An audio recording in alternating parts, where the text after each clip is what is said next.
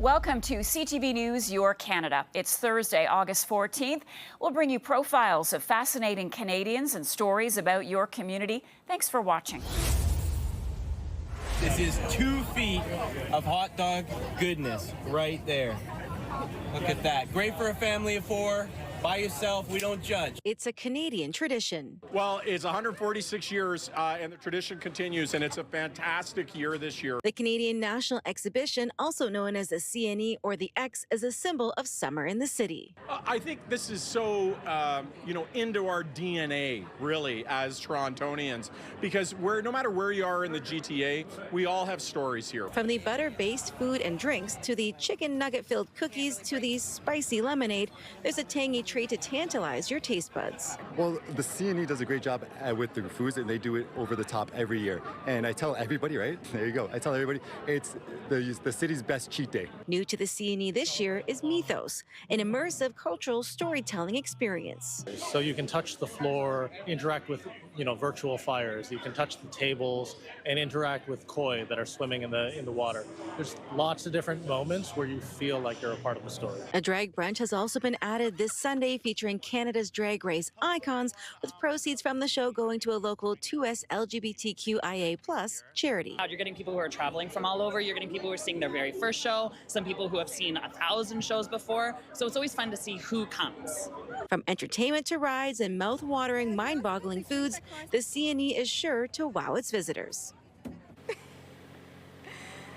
The 146th edition of the CNE begins this Friday, August the 15th, and runs through to September 1st. Reporting live, I'm Jessica Smith.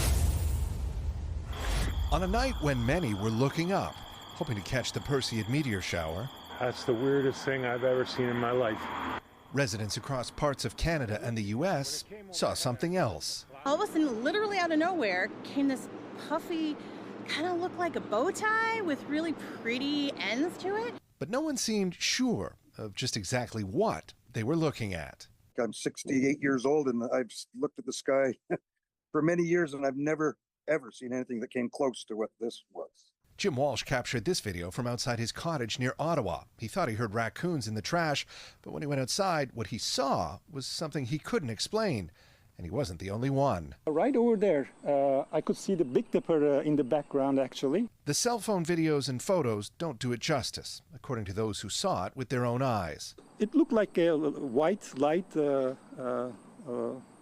and it had like spirals, and it was slowly moving. It looked like a kind of a bright light in the middle with wispy cloud-like things coming, almost looked like wings coming off both ends of it. We've got 2 grandsons here. One of them lost a tooth yesterday, and they're convinced it was the tooth fairy leaving with one of their teeth. It was a fairy of sorts, according to those who watch the sky for a living. It is just a rocket that's falling back to Earth. Standard rocket procedure. Allumage de CSR et décollage. Parts of this rocket launched last evening from French Guiana, ferrying a European weather satellite into polar orbit. And even though it was nighttime for us here on the ground, because the rocket was so high up at 800 kilometers and far enough east, it was still being lit by the sun. When it's falling back to Earth over the Atlantic Ocean, it's still slightly burning. And so you see that plume from the fuel, from the exhaust that's coming as it's sort of fizzling out and falling back to Earth. And it looks wild. A wild few minutes for stargazers who thought they might see a meteor and ended up seeing what was, at least for the moment, an unidentified flying object. Lots of stuff from space. It's gorgeous when you see it through a telescope, but looking at it with the naked eye, this was something completely brand new. Scott Lightfoot, CTV News. This one is Chien Bleu. Morgan Shannon's cancer journey can be told through the stuffed animals on his bed. When he was diagnosed at 2, he only had a few.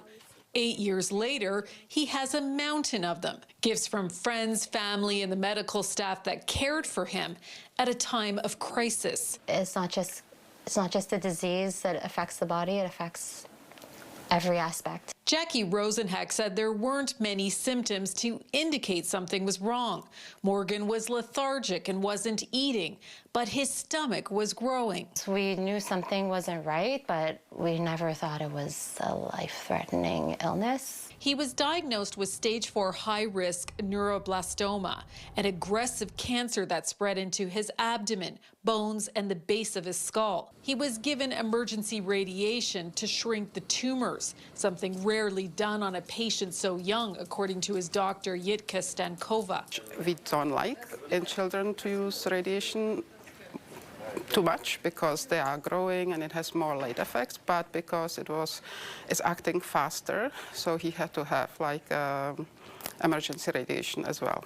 Morgan's 2-year treatment also included chemotherapy, surgery, stem cell transplants, and immunotherapy, and many long stays at the Children's Hospital. Although life wasn't normal, she says the programs offered through the Montreal Children's Foundation made it easier, giving him outlets to have fun, including a tricycle to ride. I'd go really fast, and the nurses would make me speeding tickets. I still have one. And that I still haven't paid. While the hospital treats the emergency, the foundation provides the physical, social, emotional, and financial supports families need to get through this crisis. Programs that are funded by donations and are crucial to the healing process, according to Dr. Stankova. We say that it takes a village to raise the child. It takes a village to take care of the oncology patient. Morgan is now 5 years cancer-free. He's living with permanent hearing loss and still needs checkups.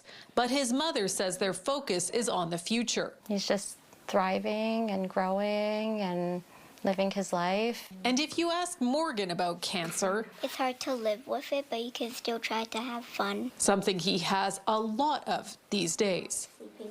Denise Roberts, CTV News. But look at this. Bright, beautiful. Shmuel Fari takes delight in providing a tour of Westmount Commons, from grocery to office and medical to underground parking. You build residence, you have the parking available. Even live reptiles. Already a variety of uses, the prominent London property owner sees something even bigger for this site. But this is unique because this is going to be live, work, and play. Farhi says he's acquiring the property through his development company at a cost of just under $40 million from current owner Kingset Capital and partner McCore Management. He says the city previously approved 1,000 units of residential over the former Sears store, which will not go ahead at this time. Rather, he hopes to build a low-rise apartment building on the expansive property surrounding the mall. We're looking to build standalone building, but I like to start from the outskirts and build in the center. Farhi says the site could potentially have multiple apartment buildings. Meantime, Ward Councillor Paul Van Meerbergen says he's pleased to see the 40-plus-year-old mall taken over by a local property owner. Westmount is in for a real renaissance. I think that's what we're looking at, because it would be a real shame to see this property drift into just a boarded-up, abandoned state. This still has a lot of life and energy to give back to the community. The move appears to follow this building trend we've been seeing more of, sites with a combination of developments, commercial, office, and residential, communities within the community. The enhancement that we're going to do to build a low-rise, it will help every tenant that here, whether it's a Tim Horton, whether it's a Boat Barn, whether it's a Lorama, whether it's the little zoo that we have here, it will help to bring the community together. Farhi says he expects the sale to close as early as next week. Brian Bicknell, CTV News. A spectacular show in the sky. The annual Grand Feu de Casino Lac Limi, one of the National Capital Region's most popular summer attractions. We work year-round to create those magic moments, so seeing them take place and become real is really what drives us. This year features light shows from Japan, Australia, Mexico, and for the first time in 3 years, Canada. It was important for us, specifically this year, with everything that's going on in terms of social and economics situation. So it was a decision that Royal, our pyrotechnic firm, and ourselves took very seriously. Canada is home to some of the best designers in the world. We have a tendency of matching our fireworks very well to the music. We have generally very lively and entertaining soundtracks. Canada's showcase will come alive with an original soundtrack composed entirely by 2 Gatineau artists. We base our show really like a movie. So there's an intro, there's a trigger moments and ups and downs. It's really like a roller coaster of emotions. Le Grand Feu takes you on a journey around the world in a fireworks show like you've never seen before. First day, they drop all of the shells at this festival, and then we begin working on the fronts. That's kind of the lower level fireworks that you see across the front of the barge. Each team sets up around 5,000 fireworks for their show. Once we get to day 3 here, each and every firework are tested beforehand to be sure that it's talking to the board. And after that, the computer does all the work for us. Thrilling audiences in Gatineau and Ottawa with the iconic Parliament Hill backdrop. We're happy that our show can be seen from other places around the city. That's the beauty of such a magnificent show. But the reality, the site at the museum is the best place because you get to hear the music and the combination that goes with the fireworks. While the fireworks are the pinnacle of the experience, each night the festival includes special entertainment at the museum grounds. Le Grand Feu de Casino Lac Limi wraps up with the grand finale on Saturday. Kimberly Fowler, CTV News. It's been 70 years since Ron DeHolke flew inside a Harvard aircraft. He trained in this type of plane as a pilot in 1956 for the Royal Canadian Air Force. The training program was leading to the fact that if there was a war, you were going to be able to fly a fighter, and defend your country, so to speak. Last weekend, DeHolke struck up a conversation with pilot Brock Allison at the Cooking Lake Airport. It just so happened Allison owns the same type of iconic plane DeHolke once flew in. Brock was nice enough to offer me a ride, so here we are. Giving the former pilot a chance to fly again was a no-brainer. People like Ron, are a connection with history. Here's a real live person that used to fly these planes and was training in the Air Force. Standing beside the yellow plane turned the clock back 7 decades. I've got that same feeling again today because it's been such a long time since I've been in one. So I feel like I'm starting all over again almost. With a bit of help, he's back inside the cockpit. How do you feel? Excited, just nervous, happy. Ready for takeoff. He still remembers the power settings that he would use for takeoff, climb, cruise, aerobatics. Taking a try at the control wheel in the air, DeHolke is transported back to his 20s, grateful for a chance to relive his past. Brock, I am so thankful I can't even express it. A smooth ride all around, with only one regret. I didn't want to do a loop. I should have tried one, but I'm chicken. But man, it was fantastic. Miriam Valdez-Carletti, CTV News, Edmonton. It was like Santa's workshop, but in the middle of August. So this is Townhouse's 25th year doing our backpack program, and as you can see this year it's much bigger than usual. Townhouse Glace Bay typically puts together a few hundred back-to-school backpacks for families in need, but today dozens of volunteers came together to fill up thousands of them. So we shipped 3,000 backpacks here. I think the need is 2,200. All of these extra packs were donated by the Humanity Foundation from Ontario. They say this year they wanted to expand their annual Beyond Backpacks program across the country, and when they heard about the need in Cape Breton, they decided it was a good place to start. And really heard that there's some need in Cape Breton for some students that maybe are in a situation where school supplies are stretched for some families. 3,000 backpacks today are being packed. 1,000 of them are being sent to Montreal to pay it forward. The packs were filled not only with school supplies, but basic toiletry items too. The head of the Undercurrent Youth Centre in Glace Bay, who helped connect with the Ontario Goodwill Group and bring them here, says he sees the need regularly among the children and teens he works with. I mean, hopefully what this does is lessens the stress level for parents and caregivers so that they don't have to choose whether or not they're going to load a backpack and send their kid to school or eat that day. Volunteers were here today from 10 until 3 filling up all the backpacks, and the next step is distribution in the not-too-distant future. Indeed, the number of people who pitched in today was worth noting too. Organizers say those who want one or more of the backpacks can register on the Townhouse's website or Facebook page, and the hope is all of these packs will find owners. And, you know, I think there's a lot of folks who are out there who are struggling, who might be shy to come forward and say, hey, I need a little bit of help. And so knowing that we have this large number of backpacks might make them feel a little bit more comfortable this year.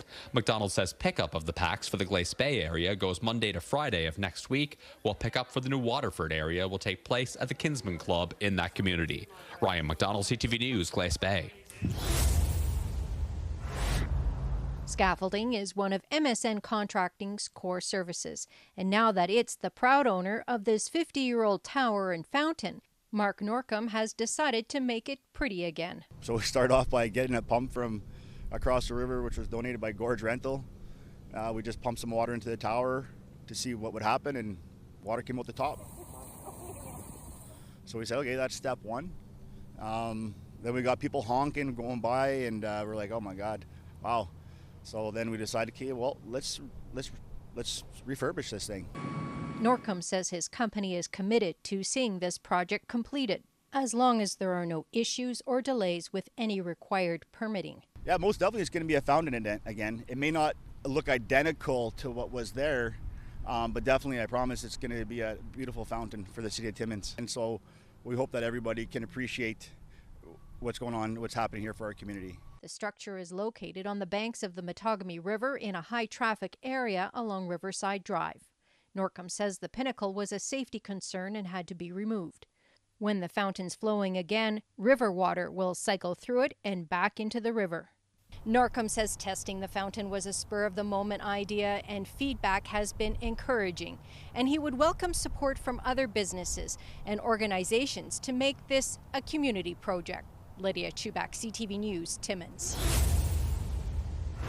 It's out with the old and in with the new. The city of Saskatoon says it's doing some much-needed upgrades to parking meters. We've heard loud and clear from residents. Our first pay stations were first installed in 2015. It's been over 10 years, so we're long overdue for an upgrade. The new meters feature a touchscreen and a tap option, which now allows people to pay with debit, Apple, and Google Pay. You can also still pay by coin or using the parking app, but you can't insert your card anymore. People CTV News spoke with say it's an improvement. I think it's a lot easier to use, and I like being able to just tap. There's absolutely a great upgrade, and it's better than just pushing the buttons. One person saying the old meters often froze up. The old one was like, it's very hard to use in wintertime because of the cold weather. It's very hard to press the button. The city says the new meters are able to withstand Saskatoon winters. We were able to pilot one of the new pay stations on 21st Street for the past 2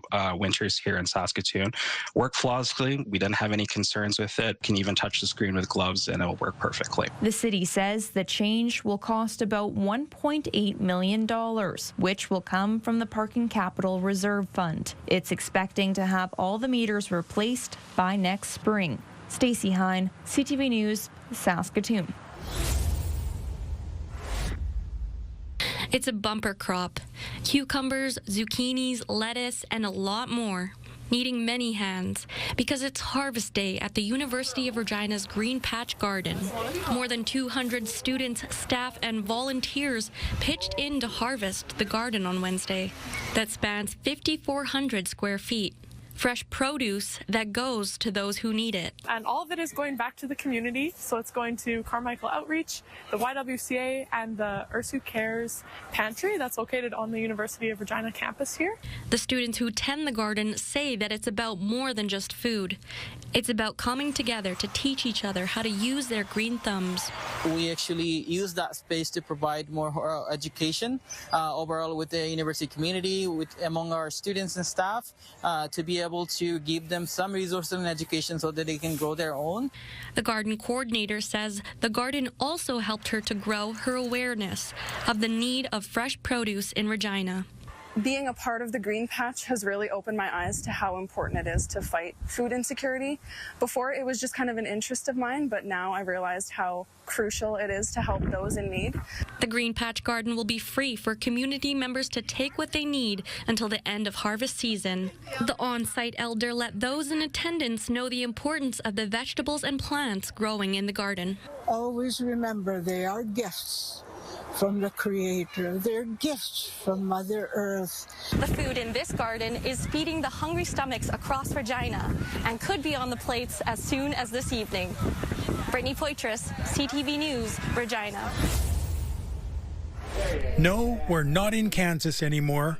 We're at the Alberta Theatre Project's auditions room looking for the perfect Toto for its upcoming production of The Wizard of Oz. Like actors, we're looking for dogs who have that it quality, the ability to, number one, be in an ensemble, take orders, commands, do some tricks, maybe have some tricks up their sleeves. Does she bark at all? They're actually looking for 2 Totos for the demanding 8 shows a week during the November to January run. Finding a stage dog is always an exciting part of a show. It's exciting for the director, it's exciting for the whole team, because they really are a part of the company. They're a part of the ensemble. They're also part of the payroll. The gig comes with a contract, a paycheck, and their name in the playbill. Candace Pudafant is hoping her Yorkshire Terrier Gypsy makes the cut, saying her pooch is no stranger to pleasing an audience. I've always said that, I think Gypsy has a personality to maybe be a dog model or be in the movies. If whatever happens, I just think, she's got what it takes. Martine Callum brought Kylo, who's already been training, to answer to Toto. It's like he just kind of looks a little like Toto, and we thought he just a chill dog that likes to be carried, and that's kind of Toto, right? And Crystal Cassidy entered Augie, admitting she'll be a bit of a stage dog mum. The experience, I think, would be great. More for me than the dog. Stage performances of The Wizard of Oz often use puppets instead of real dogs because canines sometimes go off script. I think a dog might be unpredictable, and I don't think that's a bad thing. And they can upstage their human co-stars. Dogs have a way of taking all the attention just because they're cute and adorable. The dogs vying to steal the show, and of course their human handlers, find out their fate in the next couple of days. Kevin Green, CTV News, Calgary. Although Justin Venema wanted to photograph people since he was a child, I remember looking through the viewfinder and thinking, the world just looks really cool. The social anxiety he developed during the pandemic made interacting with people feel impossible. And I could feel my hands start to shake and my knees start to tremble. It was so debilitating, Justin decided he had to face his fear and was determined to approach a random stranger and offer to take their picture. I wish I could say it was suddenly found the courage and went out. No, I went out and I forced myself. 8 months after coming up with the idea, Justin vowed he wouldn't return home until he talked to at least one person. I was feeling like I was going to pass out or throw up or maybe a combination of both. And then Justin found the courage to do this. Excuse me.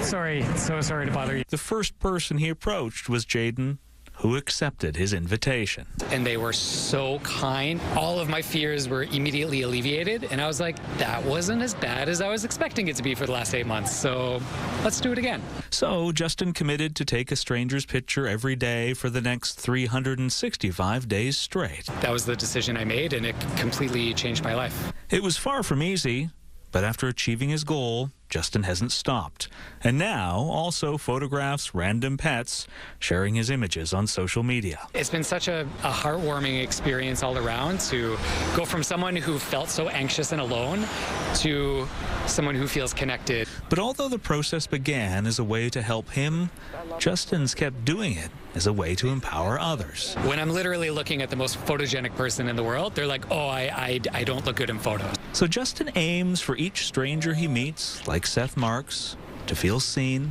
Oh, so good, so good. For their stories to be heard. Little rock star, that's good.